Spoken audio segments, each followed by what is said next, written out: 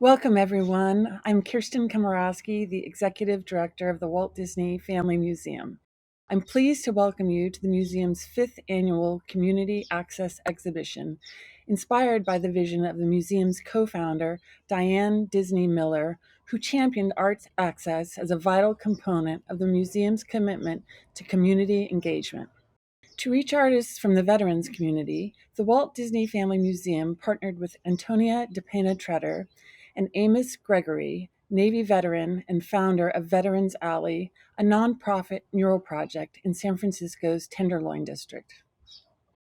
The museum provided art-making materials, additional studio space, shipping expenses, and the curatorial support of Marina Villarre to make this outreach project possible. Veterans Voices, Painted Realities serves as a platform for the American veteran's voice to be heard through their own words and creativity rather than from depictions by non-veteran artists. Deported veterans represented in this exhibition are associated with the Deported Veterans Mural Project, DVMP, in Tijuana, a Mexico-based organization serving deported veterans from countries all over the world. DVMP was also co-founded by Amos Gregory in collaboration with formerly deported veterans Fabian Rebolledo and Hector Barajas.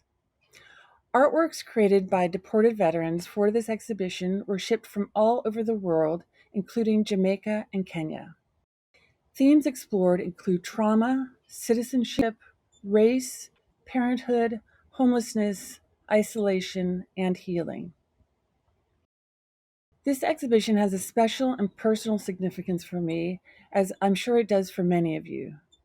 Both of my grandfathers served in World War II. My maternal grandfather, Robert Roach, served in the Navy, and my paternal grandfather, Alexander Chip Komoroske, served in the Pacific Theater and then went on to spend his entire career in the Army. After the war, when Grandpa Chip was shipped off to Okinawa, Japan, my grandmother drove my father and his three younger siblings from New Jersey to California in the family station wagon. Once they made it to the West Coast, they stopped for a visit with the family of one of my grandfather's military friends stationed in the Presidio of San Francisco, which is where the museum is located, before boarding a ship to cross the Pacific Ocean. On the trip back home in 1955, they were fortunate enough to visit Disneyland just a month after it opened. My father, Alexander Komoroske Jr., later attended the U.S. Naval Academy and, after graduating, joined the elite nuclear submarine program under Admiral Rickover. He was first stationed in Holyloch, Scotland, and then at Mare Island, California, where he helped oversee the construction of the USS Kamehameha, a Benjamin Franklin-class ballistic missile submarine, later reclassified as an attack submarine. After the submarine was commissioned and had completed its sea trials, my father was assigned to Pearl Harbor.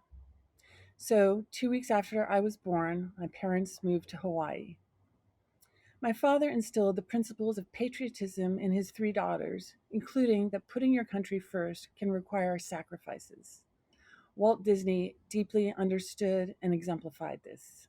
Inspiration for this community access exhibition came in part from Walt Disney's service in the Red Cross Ambulance Corps in France during World War I, and from his studio's extensive contributions to the Allies' World War II efforts.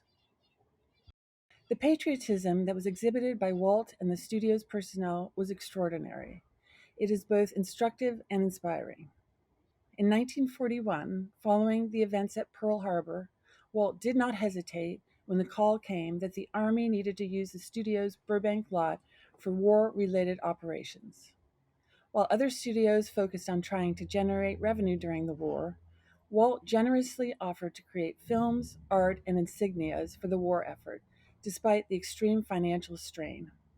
Patriotism was core to Walt's character. We are honored to feature the important and powerful work of Veterans Alley, and we are extremely grateful to the Sharon D. Lund Foundation for their generous grant that made an exhibition at this scale possible. Together with our recently opened special exhibition, The Walt Disney Studios and World War II, Our hope is to expose museum visitors, both in person and in the virtual space, to the creativity and individual experiences of both our local veteran community and the community that remains abroad. And now I would like to introduce our Director of Exhibitions and Collections, Marina Villarre, who has brilliantly brought this exhibition to life in the museum and now in a new virtual environment. For this virtual exhibition, Marina and her team used a 360-degree camera to capture the real-life gallery space of the museum's lower lobby and worked with her husband and software developer, Carlos, to render the space in an all-new virtual exhibition experience. We also have with us today Antonia Dapena-Tretter, who worked with our partner organizations on creating and putting together the incredible artwork you will see today. Antonia and Marina are the curatorial team responsible for this exhibition. We are so grateful to them both for this extraordinary and important opportunity to highlight veteran artists. And now, please welcome Marina. Hello, members and followers. I am glad and honored to present our fifth Outreach exhibition. Most of the veterans artists who have contributed their art to the exhibition are deported and spread around the world. That is why it was so important for the museum to develop this show in a virtual format. During the lockdown, the Walt Disney Family Museum team embraced technology to open virtually the museum to reach our communities. The community's response has been exceptional, and we realize that it is an invaluable tool that we surely will continue using in the future. It is the first time we have created a virtual experience that allows visitors to walk through the actual museum galleries. This project is a remarkable collaboration between the museum team and a group of volunteers. We expect to see more of this in the future. My most sincere thanks to all the contributors and volunteers. And now my colleague Antonia will give you a guided tour. I hope you enjoy the show. This exhibition has been a long time coming. The seeds were planted over 2 years ago when the museum first started planning for its World War II exhibition. That show, also now on view, focuses on the Disney Studio's ongoing work to support the war effort. But many of the objects on display are actually carefully crafted pieces of propaganda, so they don't really tell the story of war through the eyes of the people on the front line. Filling that void was the beginning of Veterans' Voices, a desire to tell veteran stories through their own art. Community access exhibitions at the Walt Disney Family Museum have always started with partner organizations too, and this particular exhibition is no exception. It started with Veterans Alley, a nonprofit art-making organization in the Tenderloin. It was founded by Navy veteran Amos Gregory, who is also an artist. And it was his expertise and network that led us to our other partner organizations, the Deported Veterans Mural Project in Tijuana, and the Eureka VA Medical Clinic in, Eureka. Amos provided invaluable insight into the veterans community and allowed us to connect to other veterans all around the world. Thank you, Amos. But there are a few more people that we also need to thank. I have to thank Alex Murillo. He cut up canvas for us and coordinated shipping across the Mexican border for his artwork, but also so many wonderful other artworks. He was truly our man on the ground. We also need to express gratitude to Juanita and Pat at the VA Medical Clinic in Eureka for pivoting with us when COVID-19 prevented us from making murals together. And a huge shout out to Jenny Martinez Medina for her tireless work on the zine. It is beautiful. Thank you to so many folks at the Walt Disney Family Museum, marketing, education, facilities, exhibitions. You know who you are. And lastly, Thank you to all the veterans who put their hearts and souls on the canvas. Through your art, we hear and we see you. Thank you. Hi, and welcome to Veterans Voices Painted Realities. This is a virtual exhibition based on a physical show in the lower level galleries of the Walt Disney Family Museum. In order to navigate this space, you just need to use your mouse to go up, down, left, or right. In order to move around the gallery, you're going to look for circles on the floor that sort of pulsate, and you're going to click on that circle to be transported to another part of the gallery. It's a little bit like Google Street View. Now, in order to zoom in or out, you're going to use your mouse wheel up on top of the mouse, or you can pinch your fingers together on your trackpad. And lastly, to view more information, just click on the piece and you'll be able to read things like artist name or artwork title. I'm going to go ahead and close this so we can get started. Here we are at the beginning of the show, and you can see there's a lot to read. So I just want to do a couple of quick highlights to tell you what we're looking at as we move through. Basically, this show engaged 3 different demographics of veterans, all of whom are under-resourced.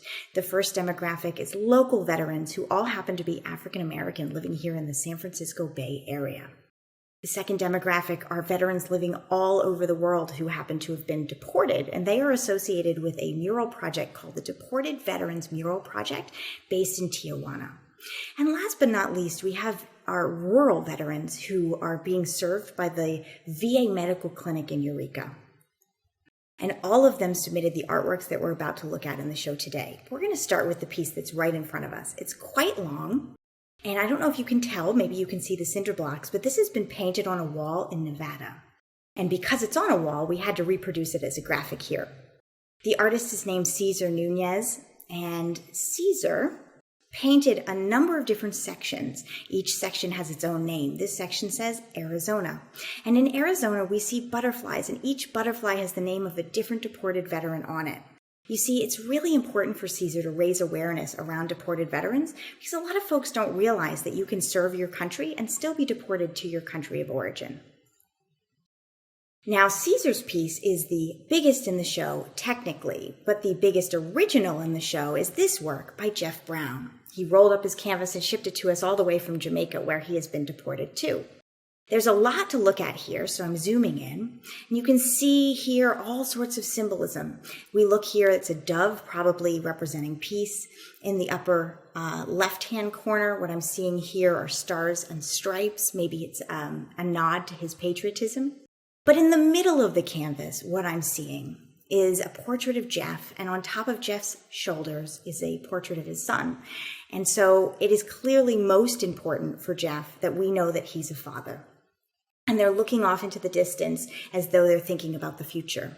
Now, when I click on Jeff's piece, I'm able to see, of course, the title, Legacy of Light, but also we've included some poetry. So if I scroll down, there's more than one poem here. And this is because Jeff is also a published author, and he's very proud of his poems. And his poems resonate with the pieces that he's included in the show. There are 3 in total.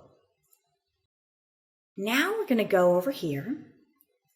And you can see I'm not including all the pieces, so you'll have reason to come back. We're going to look at this piece, which is the only artwork in the show made by a woman veteran. This is made by Rebecca Browning. It's got words right on it, so I really don't have to explain. But it says "say their names," and that's in reference to the Black Lives Matter movement. And Rebecca has painted those words over top of the Pan-African flag, which is also the title of the piece. Rebecca is one of our local veterans living here in the Bay Area. Now, next to that piece, we have a small series of house paintings. These are all by a rural veteran named Scotty Burchill, who's really passionate about housing. And in fact, he's working on a small house project to try to make housing more affordable to those folks who are struggling to put a roof over their own heads. Now, we can see a lot of pieces that look very much like a house, but we can also see some works here that are a little bit more surreal, where the house becomes the mind of this gentleman in a piece called Getting Ready to Live Among the Trees. And actually, Scotty submitted more works to the show than any other veteran, with nearly 30 artworks submitted, and it was really hard to pick just those 5. I want to show you another piece by a rural veteran who's here in the middle of the show, and it's the only abstract piece that has been included. And this piece is by Steve Wallace, and it's got really beautiful bright colors and forms. It's actually on loan to us from the Eureka VA Medical Clinic, and that's because, unfortunately, we lost Steve along the way. We lost him last summer. Amos and I have been working on this exhibition. The museum has been working on this exhibition for well over 2 years actually now. And so it is not surprising that this sort of thing could happen during that long period of time. And Steve was so proud of his piece that he'd already told his family about it. And so it has been, his inclusion in this exhibition has been mentioned in his obituary. And I think Steve would be very proud. All right, now we're going to go over here. And there are more gorgeous artworks, but I want to focus on another local veteran. And that's because I've mentioned Amos Gregory, but I've not really showed you any of his artwork. And here is a piece that he did called No Pills. And the title is actually worked into the piece, and he's painted that as though these were little capsules or little pills. And what this is all about is the over-medication of veterans, when perhaps in lieu of traditional pharmaceuticals that are often very chemical-based, one could look to something like medical marijuana, which Amos is highlighting here in the center of the artwork. And we know that veterans do sometimes struggle with things like PTSD, and this could be a solution that would work. Now we're going to head over to this part of the gallery, and we're going to look at a piece that is created by probably the most isolated veteran in the show, and that is this work by David called U.S. Deported Veterans Journey. His journey took him all the way to Kenya, unfortunately, and that's why we think that he could potentially feel isolated, because if you take into consideration things like time zone differences, it's really hard to stay connected. They are basically a half a day ahead of us. Now, when I'm looking here at the piece, I can see there are two halves to David, and he's painted each half on a different canvas. So technically it's a diptych. They're meant to be seen together, but they are separate. On the left-hand side, we can see David in his uniform, standing in front of the Stars and Stripes. But on the right-hand side, we see a David that doesn't look as happy. We see him in profile, painted in very strong colors, yellow and black. You really can't take your eyes off of it in the gallery. And down below, we can see the outline of the continent of Africa. And inside of there, a tiny little handprint. And that handprint shows you that David, like Jeff, is a father as well. And he's not alone in his deportation. His family is there as well. Okay.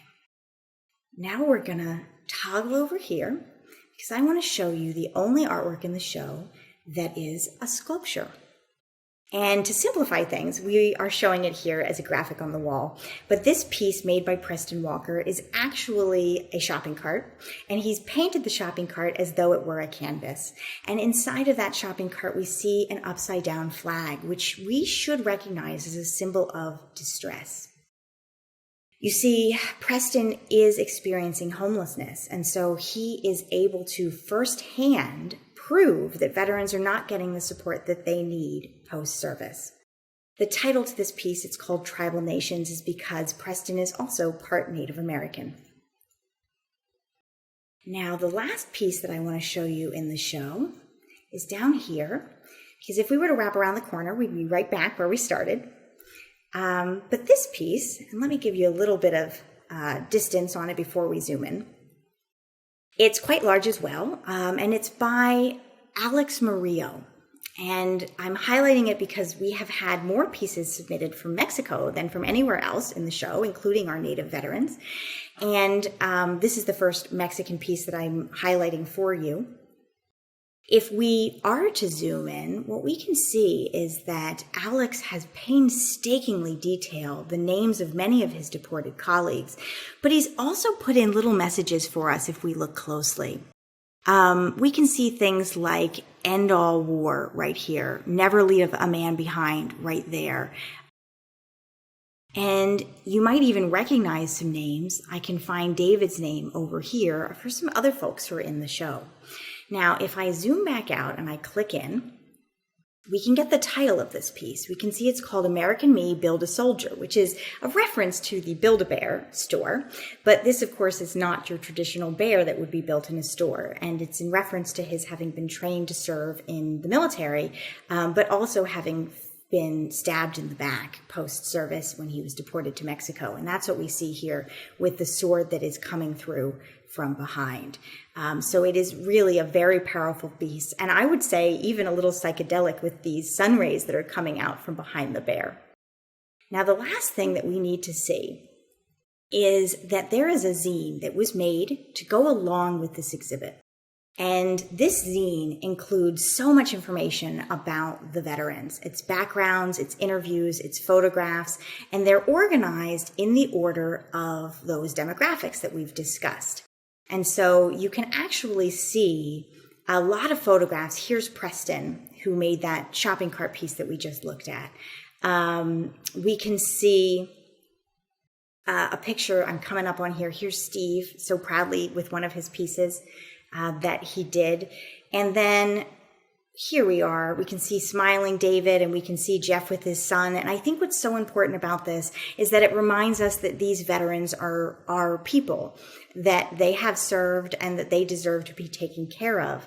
And I'm going to get us down to the end of the zine, because at the end of the zine, I think it's really important for you to see, we have a list of all of the featured artists here.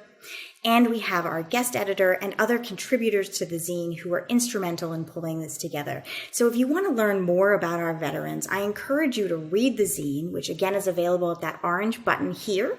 And you can click on that orange button anytime throughout that gallery experience virtually. But also to reach out to some of our veteran partner organizations, because they'll tell you more about the veterans who have been served throughout the Veterans Voices project, and whose works are now on view. So we hope that you come into the gallery sometime physically and see the pieces up close, and have enjoyed your virtual experience with me today. Thank you. Hi there, I'm Chris Mullen, Marketing and Communications Coordinator for the Walt Disney Family Museum and co-host of the WD-FM podcast. On behalf of the Walt Disney Family Museum, I would like to make a toast to Veterans Alley, the Deported Veterans Mural Project, the incredible artists who contributed such thoughtful works, co-curators Antonia Dapena-Tretter and Marina Villarre Delgado, and the efforts of our exhibitions team that put this together. At this time, I ask everyone to please raise their glass.